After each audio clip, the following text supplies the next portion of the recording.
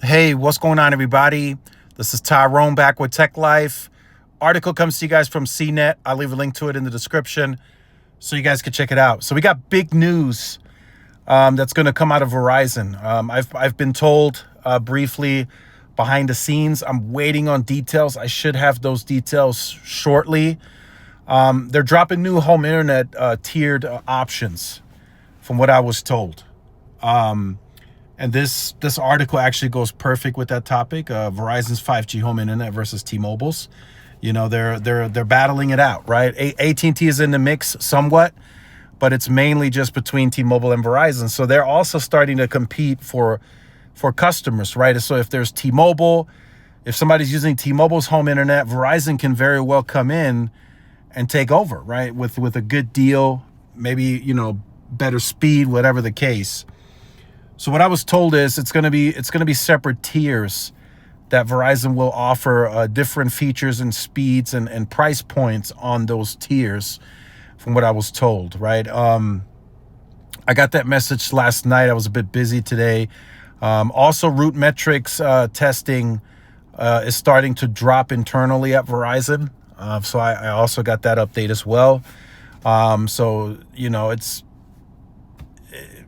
some people are going to start saying, root metrics might not be what they once were, or, people are going to start discrediting. But you guys will see that when we'll definitely review that when that comes out publicly. But yes, Verizon is dropping new FWA home internet options, right in time for the multi-dwelling unit solutions. So they're becoming more aggressive, right? I made a video a few days ago. Verizon's in a tough spot, right? So they're willing to compete now, more so now than ever before, right? They want to be 80% finance balance sheet, right, and 20% volume.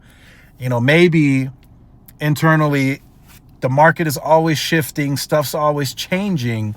So maybe internally they change to 70-30, right? Because the 20-30% of volume of new customers that you get, right, regardless of what that number is, it can still help you grow your financials. You don't have to necessarily rely and continue to squeeze your current base.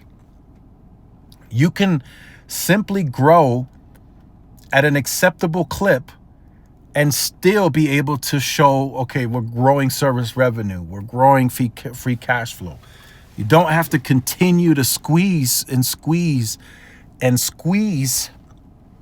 your current base, and eventually there's nothing else to squeeze, right? Then your churn continues to stay up.